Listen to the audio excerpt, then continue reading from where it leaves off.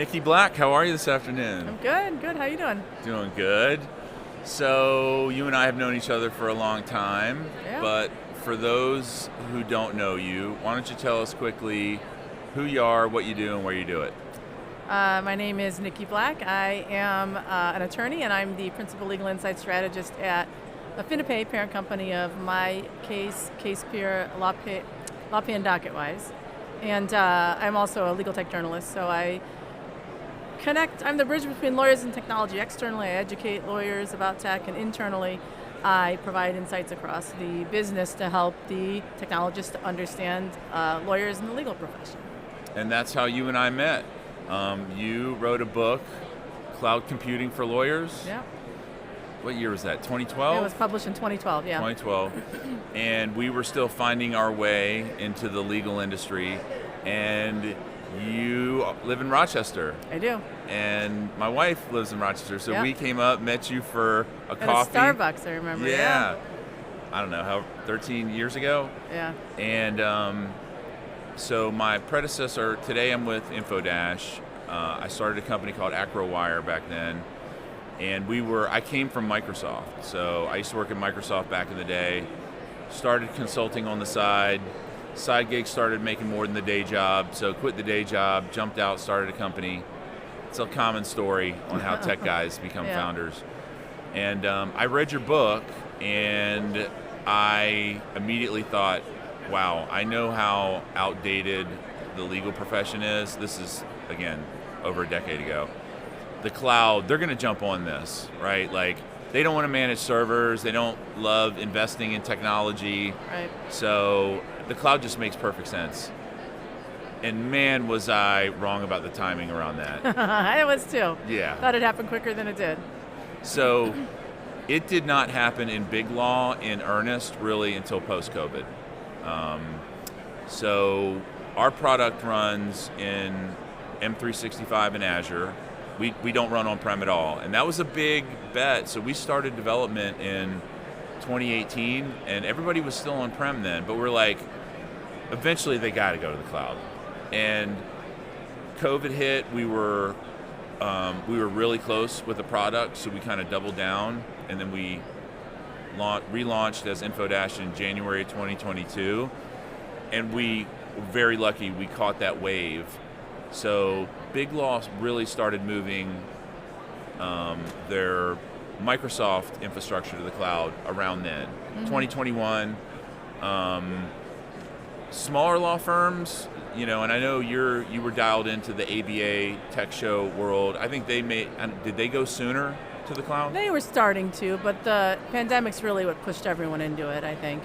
I mean, that was the sort of the accelerant. And in a lot of ways, forced them into the cloud out of necessity, and then I feel like it made them more receptive to tech once they realized the value of the cloud, and that in turn kind of primed them to be ready for sort of generative AI, the tidal wave of that. So it was sort of an interesting series of events that kind of got us where we are today in terms of receptiveness to tech. So your book was, again, you were early to the party. I was too. I remember in 2014 I did like 24 roadshows in different cities through ILTA, talking about SharePoint Online. It was called Office 365 back then, and it was if I'd have done that 10 years later, it would have been better. What about your book? Did your book inspire or motivate folks on the big end, small end, middle end in legal to look at cloud sooner, or did that kind of take its own path?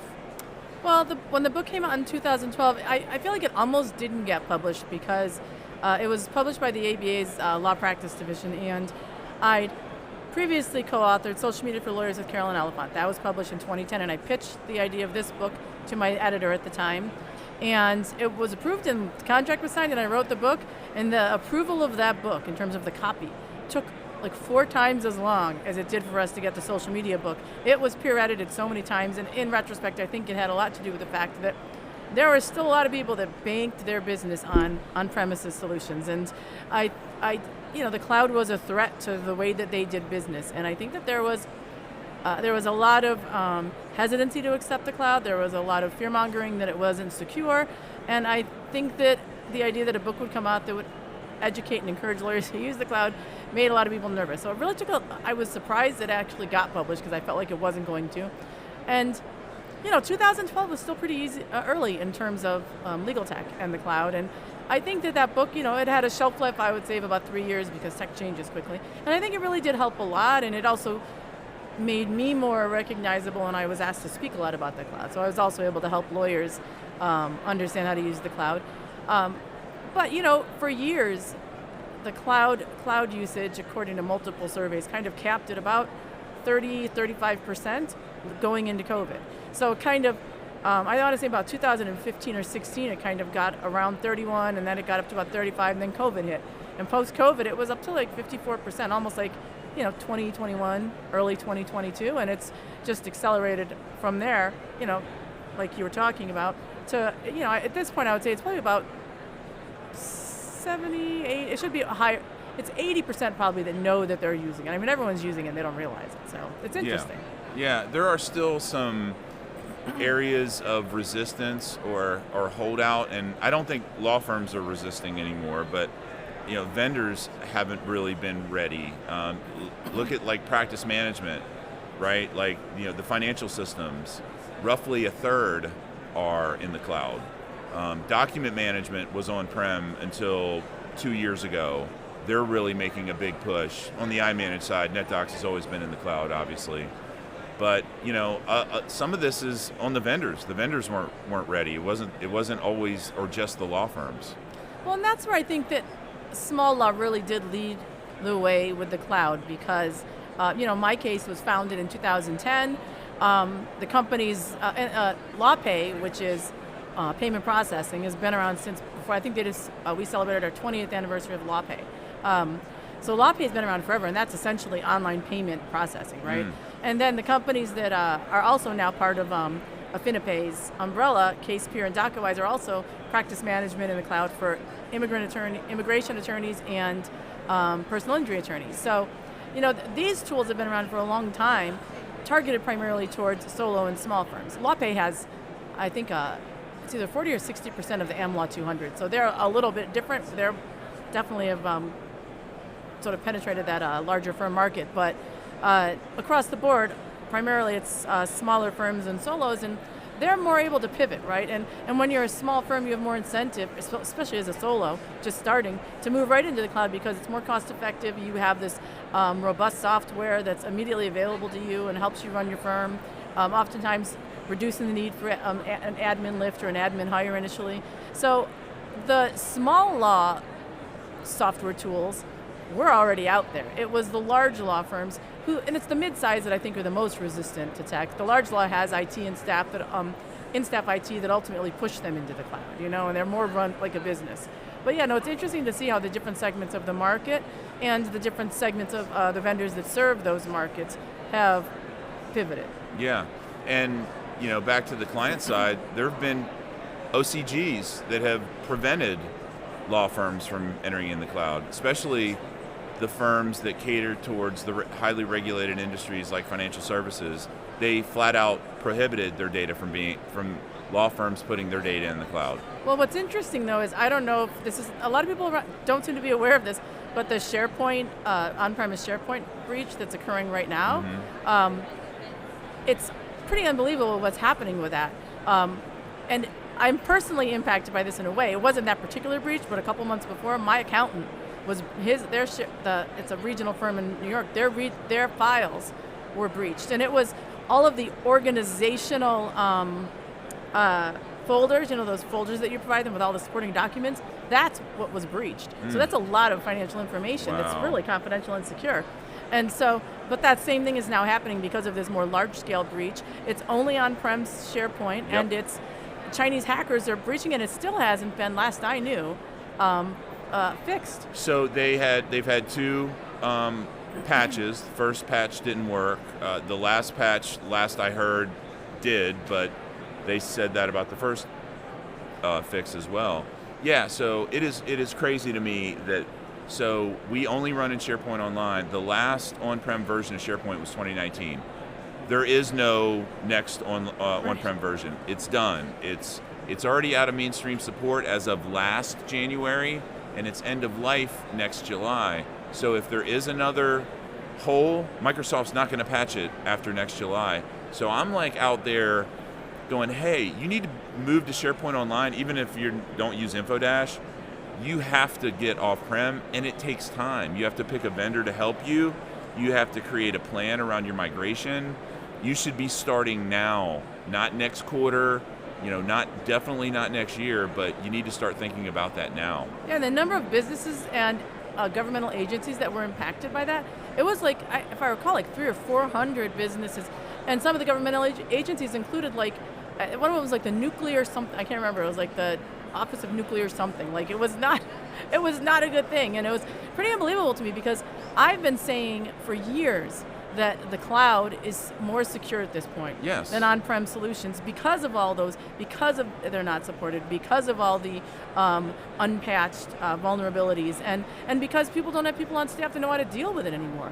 100%, yeah. I mean, that always blew my mind that OCGs would mandate that a firm not put their stuff in Microsoft's hands as opposed to a law firm's hands, right? Who's going to be better at locking that down, Microsoft or your law firm IT department? It's going to be Microsoft. Right. And Amazon and Google, and Amazon makes their money from the cloud storage, not from their consumer website. That's not where their money actually comes from. It comes from the cloud storage solutions they provide to businesses all across the country and the world. And so I think people don't necessarily realize that. But I mean, the cloud is, nothing's 100% secure, but it's far more secure than any on-prem solution for the vast majority of businesses. Totally. What about how are you seeing similar patterns with AI in terms of adoption? Like, how do you see AI adoption across large, mid, and small law? Is it evenly distributed? Is one size or one end of the market have better or faster adoption than another? Well, so I'm glad you asked that. At Affinipay, we have a legal industry report that's been published annually. I think this is our 4th year, and I'm the author of that report. And what it does is it tackles sort of trending issues and then also understanding how lawyers are using different kinds of software and the benefits that provides them. And obviously, last year and this year, the big issue you really want to do deep dives into is generative AI. And this year we parsed it by practice area of the data and by firm size as well, depending on the different parts of the report that we were looking at and where I thought the most interesting disparate results would be across those different categories. And with generative AI, what has happened is, just as the tech is accelerating at a sort of unprecedented rate, so too is the adoption compared to what we've seen in the past in legal, right? It's still not what you would think it would be. So this year, it was 31% of the respondents, and we had almost 2,900 respondents across firms of all sizes, more in the smaller and mid-size than the large. And 31% of the respondents said that they individually were using generative AI at work, in the practice of law or whatever their workflows were within a law firm or legal organization, compared to up from 27% last year. And then for law firms, it was, I think it was 20, it was down 3% from last year, and I think it was 27 down to 24, if I recall correctly. And I think that was primarily because law firms are entering into one-year contracts to try and see what fits, and they're trying to figure out what's going to work best, and the tech is adopting so quickly, or changing so quickly. But what is interesting about that is, so generative AI has been around since 2022 is when it was initially released, ChatGPT. But really, 2023 is when 3.5 came out, and that's when you saw the acceleration. So you're talking 2 years at the time that we took this data. So in that time frame, adoption had increased to almost a third, and up 4% from the year before individually. And that's where we sat with the cloud at about 30% from like 2015 to 2020. right? And it took us forever because the cloud had been out long before 2012. The 90s. Yeah, or before 2015. It had been around a long time. Yeah. So the adoption has been much faster, and I think that this year you're just going to see it probably double by next year. And in terms of firm sizes, definitely the larger law firms are investing in it heavily, and solos, and then smalls, and then I would say mid-size. But there's definitely interest across the different segments, for sure. What do you think about, so I give a lot of thought to the future and where Big Law 2.0 specifically is going to land, because they're our customers. I am solely dependent upon large law firms for revenue. So I think about where things are going to land quite a bit. And I'm curious what your thoughts are on, the law firm world is extremely fragmented. The top 5 law firms control 6% of total revenue, compared with the big 4 in accounting that have like 90+% of the audit work of all publicly traded companies. So huge difference in dynamics there. But I'm wondering, big, mid, small, how does Gen AI level the playing field and maybe enable challenger firms to really make a play that they may not have had previously? Well, so tech in general has helped level the playing field, including like the cloud. Generative AI, just like everything else related to generative AI, does it more, right? It levels the playing field significantly more than the tech that preceded it. I think that it has the potential, and I've talked to lawyers, it has the potential to significantly do this for the smaller firms, like the boutique firms that spin off from large law, or just smaller firms in general, and also bridging that access to justice. So a couple of examples. I write a ton in this space, and so people email me about my articles, and after one of my generative AI articles, I received an email from a guy who's primarily takes on assigned counsel work. He's a strict solo, like no employees, and he said that because of generative AI, he's able to work so much more efficiently on behalf of his clients, and he can take on a lot more assigned counsel cases than he could before. So it has essentially expanded his practice, and because he's taken on assigned counsels, expanded access to justice, right? And then when it comes to small firms, I think what you're going to see, and this is where the pricing dynamic comes into play, especially these boutique firms that spin off from big law. If they have worked in a large law firm, they understand the pricing structure, they understand how much they made billing hourly for all of these complex cases. So when they spin off, first of all, generative AI helps them be more efficient, and so that they can do more for their clients with less resources, right? I mean, that's essentially what Gen AI does. But the other really interesting part of it is the financial piece, meaning if you have generative AI applied to your practice management or billing software, so when the tools that your firm's already using for practice management with billing included, or just billing software, once you have tools in there that will allow you to take all of that data, all of your law firm's billing data for past cases, and query it as you can, like conversationally with generative AI, and ask it, take a look at all of the cases we've handled that, like this one that we're about to take on, and analyze how much did we charge, what was our profit, how long did it take for the case to come to resolution, and then predict for me what would be a reasonable and profitable competitive fee, flat fee or some alternative fee structure that we can apply to this case that can undercut our large firm competitors, that will make them want to hire us. And it's also more client friendly. They want to know what they're going to spend rather than have to deal with all this billable hour BS, that makes them feel like just an endless bucket of money is they're hemorrhaging cash to this law firm. So not only is it going to help them be more efficient and provide better service, it's going to also allow them, as the software develops and the AI becomes more sophisticated within those systems, actually predict competitive pricing that's also going to be profitable and help them be more competitive in the marketplace overall. So it's a really interesting time in terms of that. I love it. It's a fun time to be associated with the industry. Like, there's a ton of change, and change makes people uncomfortable, but you got to get comfortable being uncomfortable. I think that's the reality. The best you can. Well, all right. Just last question before we go. How do people find out more about your work, what you're writing about, and so forth? Probably the best place is to follow me on LinkedIn. I will share my articles as I write them, and I also have a newsletter called Legal Tech Reality Check that I launched in mid-November that has over 27,000 subscribers, which I'm, had I known that those subscribers would be made public, maybe I would have thought twice about launching it, but I didn't think about that. So fortunately, I actually got subscribers. It'd be kind of sad if I had like a couple hundred right now. But so that's a great place to follow too, because in addition to rounding up the articles I've written or the podcasts I've been on over the past week, I also highlight a lot of AI news and legal tech news in a very humorous way, if I may say so myself. People tell me that they think it's really funny. And also some industry news. So like usually I cover 3 or 4 big announcements from the industry. So it's just a great place to check in and get some news highlights every week as well. I'm a subscriber, and we got to get you on the Legal Innovation Spotlight podcast sometime soon. Yeah, I'd love that. That'd be great. All right, well, thanks for joining us today. Yeah, thanks for asking me to be here. We good?